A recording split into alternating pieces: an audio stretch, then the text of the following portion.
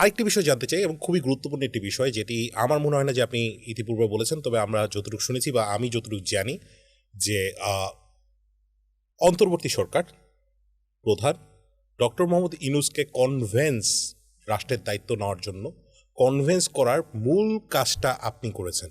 কিভাবে করেছেন সেই বিষয়টা নিয়ে যদি একটু বলেন। এটা তো কয়েকদিন আগে একটা প্রোগ্রামে ডক্টর মোহাম্মদ ইউনূস নিজেই বললেন, যখন এক দফা আমরা ঘোষণা করি তখন তো এইটা এক দফা ঘোষণা করবো, এটা তো 2 তারিখের ডিসিশন, 3 তারিখে প্রোগ্রামে ঘোষণা হবে। তখন তো এটা সার্টেইন যে আমাদের গোলটা হচ্ছে শেখ হাসিনাকে এখান থেকে অপসারণ করা। But politically aware and politically enthusiast একজন হিসেবে আমার তো জাস্ট শেখ হাসিনাকে সরাই দিব, তারপরে কী হবে ওইটাও কিন্তু আমাকে ভাবতে হয় অ্যাট এ টাইম। তো তারপর অবশ্যই একটা সরকার গঠন করতে হবে, দেশের দায়িত্ব কাউকে না কাউকে তো দিতে হবে। এবং দেশের যেই তখন ফাইন্যান্সিয়াল ইকোনমির যে বাজে অবস্থা, দেশের যে সার্বিক আইনশৃঙ্খলার অবস্থার যে বাজে অবস্থা, এটাও ওভারকাম করতে হবে। আবার আমাদের ফরেন বিভিন্ন জায়গা থেকে থ্রেটও আছে, এই গণঅভ্যুত্থানের একটা গ্লোবাল অ্যাকসেপ্টেন্সেরও ব্যাপার আছে। সব কিছু মিলিয়েই তখন থেকেই আলোচনাটা আসে যে তাহলে কাকে আমরা এই দায়িত্বটা দিব। প্রথমত একজন পার্সন যে প্রধান উপদেষ্টা হবে বা প্রেসিডেন্ট হবে, যদি বিপ্লবী কাজে আমরা যেতাম, তারপরে না বাকিটা হয়তো ঠিক হবে। তো সেটা নিয়ে আমার ওই সময়টাতে কয়েকজনের সাথে কথা হতো। আলী রিয়াজ স্যারের সাথে 1 তারিখ, জুলাইয়ের 1 তারিখ 2 তারিখের দিকে কথা হয়েছে, যখন অগাস্টের, যখন আমি ডিবি থেকে ছাড়া পাই। বদিউল আলম মজুমদার স্যারের সাথে কথা হয়েছে, আরও কয়েকজনের সাথে আমার কথা হয়েছে, আরও অনেকের সাথেই কথা হতো। তো একটা জিনিস আসছিল যে ডক্টর মোহাম্মদ ইউনূসের কথা, তাকে হয়তো ব্যক্তিগতভাবে আমরা চিনতাম না, বাট স্টিল তার যেই ব্যক্তিত্ব এবং তার যেই গ্লোবাল অ্যাকসেপ্টেন্স আছে, সেইটা তিনি যদি দায়িত্ব নেন তাহলে, এবং তিনি একজন ইকোনমিস্ট, ওই জায়গা থেকে তিনি যদি দায়িত্ব নেন, আমরা বাংলাদেশের এই চ্যালেঞ্জগুলো হয়তো মিটিগেট করতে পারবো। ওই বোঝাপড়া থেকে ওনাদেরকে আমি বলছিলাম, আমার মনে আছে আলী রিয়াজ স্যার আমাকে বলছিলেন যে ইউনূস স্যার এই ধরনের কোনো দায়িত্ব নেবে না। আমি 25 বছর ধরে ইউনূস স্যারের সাথে কাজ করি, উনি এই দায়িত্ব নিতে আগ্রহী না। 7 সালেও একটা এরকম পরিস্থিতি হয়েছিল, উনি ইয়ে হয় নাই। তো পরে আমি ভাবলাম যে না, আমি তাহলে ওনার সাথেই যোগাযোগ করি। পরে আমি ওনার একজন সহকারীর নাম্বার নিলাম, সম্ভবত বদিউল আলম মজুমদার স্যার আমাকে দিয়েছিলেন। ওনার সাথে আমি 2 তারিখ যোগাযোগ করি। তো ওনারা প্রথমে ভেরিফাই করতে চান যে আসলে, কারণ ওনাদের কাছে ওনাকে অনেকেই যোগাযোগ করতেছিল।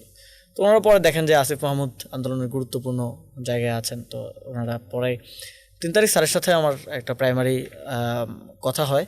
তো উনি তখন বলেন যে উনি প্যারিসে ট্রিটমেন্ট নিচ্ছিলেন, ওনার একটা মাইনর সার্জারি হওয়ার কথা ছিল ওই টাইমটাতে, পরে যেটা 5 তারিখ 4 তারিখ অথবা 5 তারিখ সম্ভবত হয়েছিল। তো 3 তারিখ ওনার সাথে কথা হয়।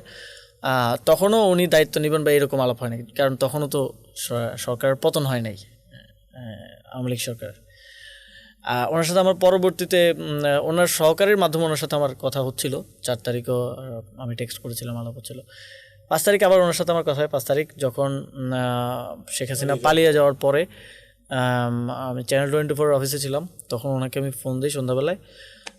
তো 3 তারিখেও ওনার এক ধরনের ডিনায়ালেরই অ্যাপ্রোচ ছিল, যেটা প্রথম দিন উনি বলেছেন কয়েকদিন আগে যে ফাইন্ড সামওয়ান এলস, মানে যে বেটার করতে পারে, আমি আমার কাজগুলো নিয়ে আসলে।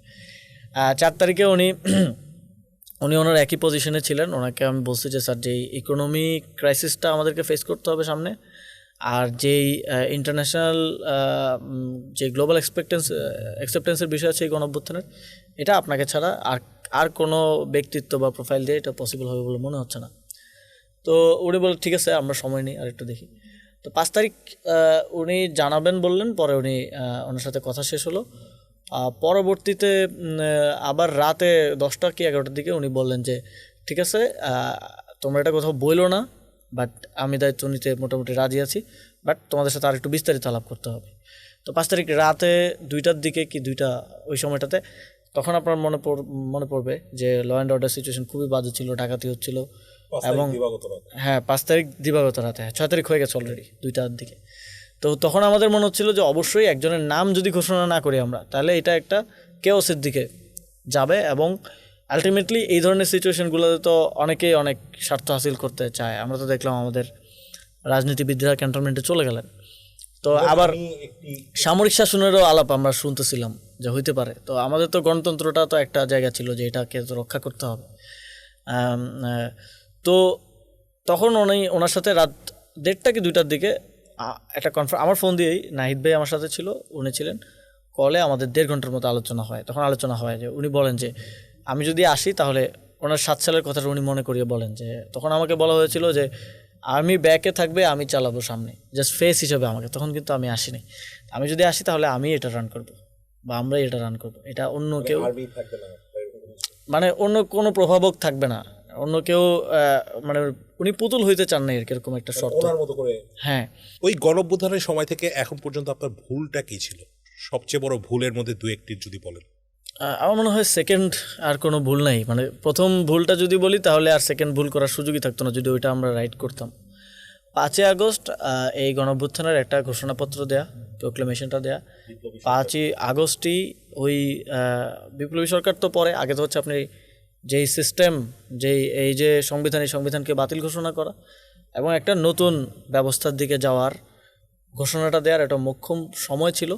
কিন্তু এটা প্রস্তুতির অভাব বলেন, ওই সময়কার বাস্তবতা বলেন, আমাদের মধ্যে যোগাযোগের ল্যাকিংস বলেন, সব কিছু মিলে ওইটা আমরা করতে পারিনি সামহাও। অ্যান্ড ওইটাই আমি বলবো সবচেয়ে ভুল। ওই ভুলটা যদি আমরা রাইট করতাম তাহলে পরে আর ভুল করার প্রশ্নই আসতো না।